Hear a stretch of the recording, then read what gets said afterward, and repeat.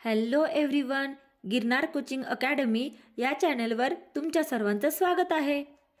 Question first. नवीन शैक्षणिक धोरण कधी जाहीर झाले? ऑप्शन 1 2020, ऑप्शन 2 2018, ऑप्शन 3 2019 आणि ऑप्शन 4 2021. तर याचं बरोबर उत्तर आहे ऑप्शन नंबर 1. नवीन शैक्षणिक धोरण हे 2020 मध्ये जाहीर झाले. Next question. राष्ट्रीय शैक्षणिक धोरण 2020 मध्ये कोणती शैक्षणिक रचना प्रस्तावित आहे? Option 1 10+2, option 2 5+3+3+4, option 3 8+4, option 4 6+4+2. तर याचं बरोबर उत्तर आहे ऑप्शन नंबर 2 5+3+3+4 ही राष्ट्रीय शैक्षणिक धोरण 2020 मध्ये शैक्षणिक रचना प्रस्तावित आहे. NEP 2020 नुसार शिक्षणाचे मुख्य माध्यम कोणते असावे असे सांगितले आहे? ऑप्शन 1 इंग्रजी, 2 हिंदी, ऑप्शन 3 मातृभाषा किंवा प्रादेशिक भाषा, ऑप्शन 4 संस्कृत. तर याचा करेक्ट आन्सर आहे ऑप्शन नंबर 3 मातृभाषा किंवा प्रादेशिक भाषा. NEP 2020 नुसार शिक्षणाचे मुख्य माध्यम हे मातृभाषा किंवा प्रादेशिक भाषा असावे असे सांगितले आहे. Next question. NEP 2020 मध्ये शाळांमध्ये मूल्यांकन कशा प्रकारे होणार आहे?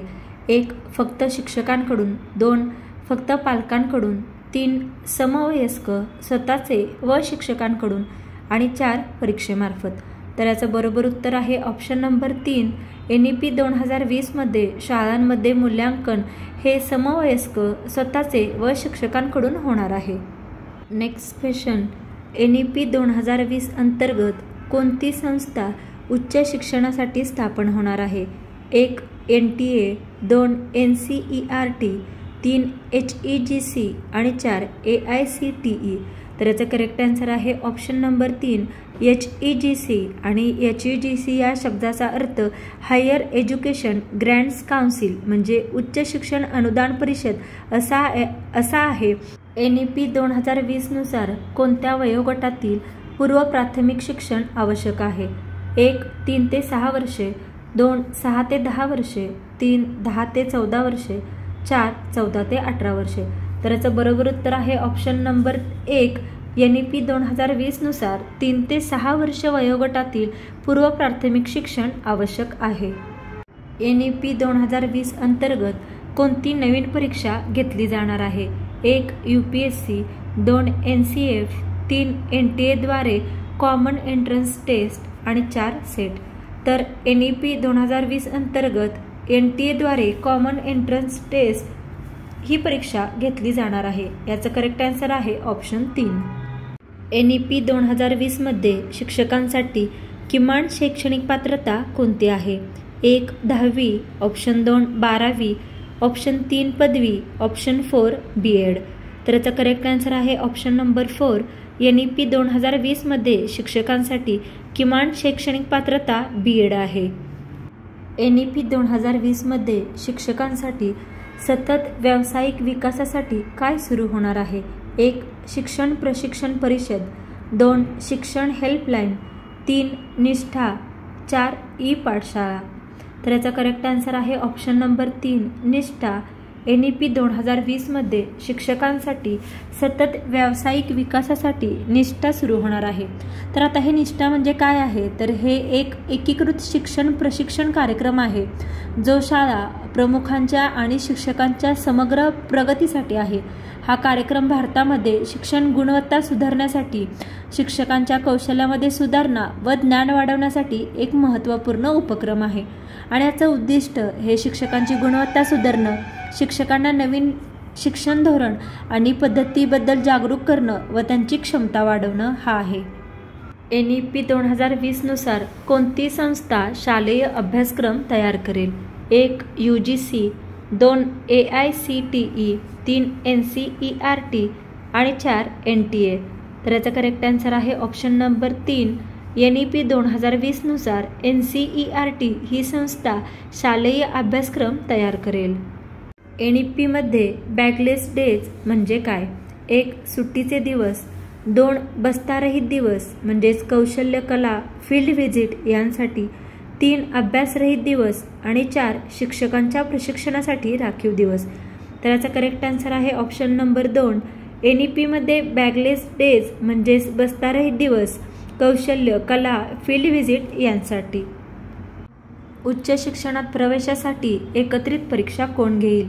1 NCERT, 2 CBSE, 3 NTA, 4 AICTE.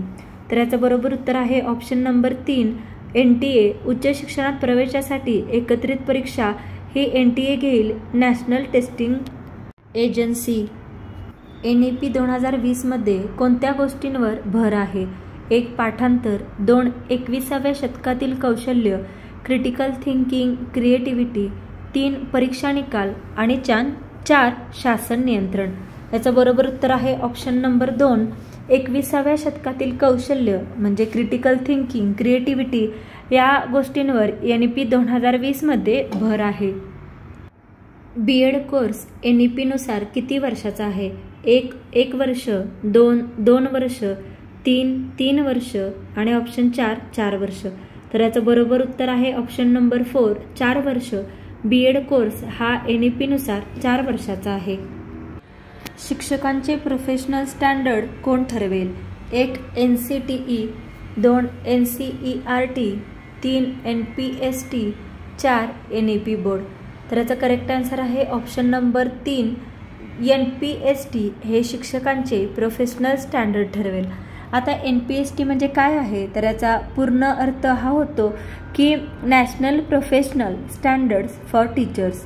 आता हे एक मानक परिभाषित केलं आहे जे शिक्षकांच्या व्यावसायिक विकासासाठी एक मार्गदर्शक तत्व म्हणून कार्य करते. हे शिक्षकांच्या गुणवत्तेत सुधारणा करण्यासाठी आणि विद्यार्थ्यांच्या शैक्षणिक प्रगतीसाठी असलेले कौशल्यावर लक्ष केंद्रित करते. आता हे विद्यार्थ्यांचे मूल्यमापन कसे होईल? 1 फक्त अंतिम परीक्षांवर आधारित, 2 शिक्षकाच्या निरीक्षणावर आधारित, 3 फॉर्मॅटिव्ह अँड सुमेटिव्ह दोन्ही, 4 पालकांच्या अभिप्रायावर. तर याचा करेक्ट आन्सर आहे ऑप्शन नंबर 3 विद्यार्थ्यांचे मूल्यमापन हे फॉर्मॅटिव्ह अँड सुमेटिव्ह या दोन्हीवर होईल. नेक्स्ट क्वेश्चन, ODL म्हणजे काय? 1 online degree learning, 2 offline digital learning, 3 open and distance learning आणि 4 ऑब्जेक्टिव्ह डेव्हलपमेंट लर्निंग. याचं करेक्ट आन्सर आहे ऑप्शन नंबर 3 ODL म्हणजे open and distance learning. Next question, शिक्षकांच्या निवडीची पद्धत कशी असेल? 1 वरिष्ठतेनुसार, 2 रॅफेल ड्रॉनुसार, 3 गुणवत्ता आधारित आणि 4 कोट्यांवर आधारित. तर याचा करेक्ट आन्सर आहे ऑप्शन नंबर 3 गुणवत्ता आधारित. शिक्षकांच्या निवडीची पद्धत ही गुणवत्ता आधारित असेल. नेक्स्ट क्वेश्चन, NCF किती प्रकारात असतो? 1 2 2 3 ऑप्शन 3 4 आणि ऑप्शन 4 5. तर याचा करेक्ट आन्सर आहे ऑप्शन नंबर 3 NCF हा 4 प्रकारात असतो. आता NCF म्हणजे काय? तर राष्ट्रीय अभ्यासक्रम आराखडा, जो शिक्षण प्रणालीसाठी एक मार्गदर्शक तत्व आहे आणि हे शिक्षण क्षेत्रात सुधारणा बदल घडवण्यासाठी एक चौकट प्रदान करतं. NCF म्हणजे राष्ट्रीय अभ्यासक्रम आराखडा. ह्याच्यावरती देखील प्रश्न येऊ शकतो. तर या NCFचा उद्देश काय आहे? तर याचा मुख्य उद्देश शिक्षण क्षेत्रात सुधारणा करणे, शालेय शिक्षणाला अधिक प्रभावी बनवणं हा आहे. आणि याचं मार्गदर्शक तत्वे हे शैक्षणिक अनुभवासाठी मार्गदर्शक तत्वे प्रदान करते, ज्यामुळे शिक्षक शाळा विद्यार्थ्यांना चांगले अनुभव देऊ शकतात. नेक्स्ट क्वेश्चन, NTA म्हणजे काय? 1 national teacher authority, 2 national talent association, 3 national testing agency आणि 4 नॅशनल ट्रेनिंग अकॅडमी. तर याचा करेक्ट आन्सर आहे ऑप्शन नंबर 3 NTA म्हणजे काय? NTAचा फुल फॉर्म आहे national testing agency. Thank you for watching. Please व्हिडिओला लाईक करा, शेअर करा, कमेंट करा आणि चॅनेलला सबस्क्राईब करायला विसरू नका. आणि अशा प्रकारचे कोणत्या टॉपिकवरचे व्हिडिओ तुम्हाला पाहायला आवडतील ते कमेंट करून नक्की सांगा.